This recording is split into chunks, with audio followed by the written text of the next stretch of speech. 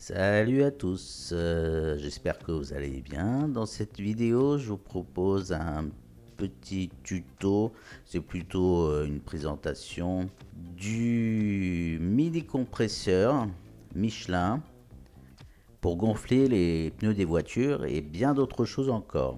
Alors la dernière fois, je vous avais présenté le système de pression des pneus. Je vous mets la fiche en haut à droite si vous n'avez pas vu la vidéo.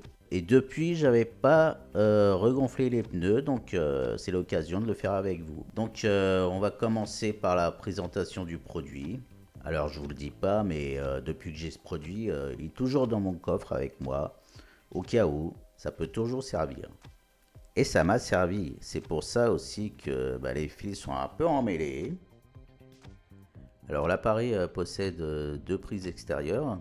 On a une première prise USB et une prise 12 volts sur lesquelles vous pouvez brancher soit un appareil, un téléphone en USB, soit une lampe, n'importe quoi. Alors ça sert un peu de rallonge en fait.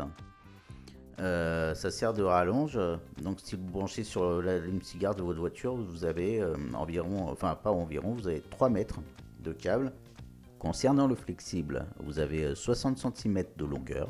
Quant à la longueur de la prise allume-cigare qui va sur le véhicule, il est assez long pour atteindre les roues arrière d'un véhicule assez long tel que Master, Boxer, c'est pas mal quoi.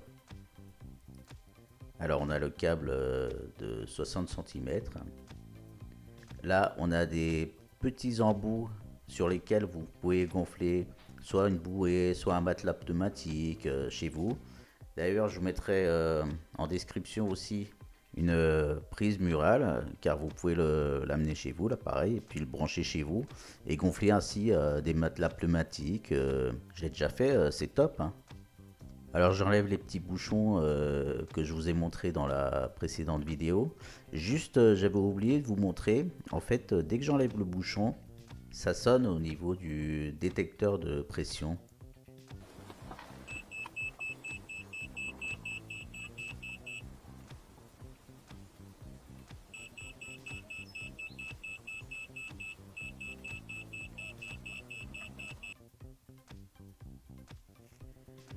Une fois le cordon branché sur le pneu, vous pouvez programmer le nombre de barres que vous voulez dans chaque pneu. Vous pouvez aussi, avec le petit bouton jaune, passer de barres en PSI.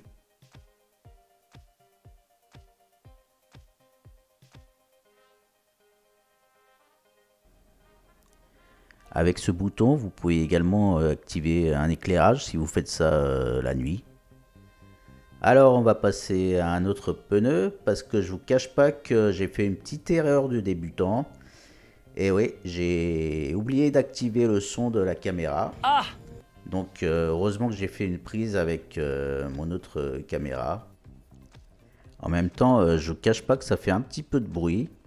Bon, c'est normal. Alors quand on gonfle, je vais essayer de parler plus fort. Quand on gonfle le pneu, on peut pas voir le chiffre. On le voit que quand le programme et quand le moteur s'arrête. Et voilà.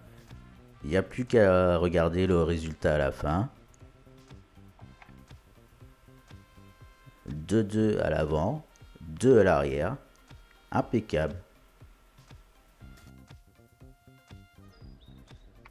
Alors comme je vous l'ai montré au début, on a un petit sac pour ranger tout ça.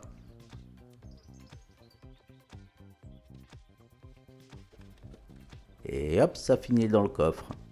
Voilà, c'est fini pour cette vidéo. N'hésitez pas à me poser vos questions dans les commentaires. Et on se retrouve à la prochaine.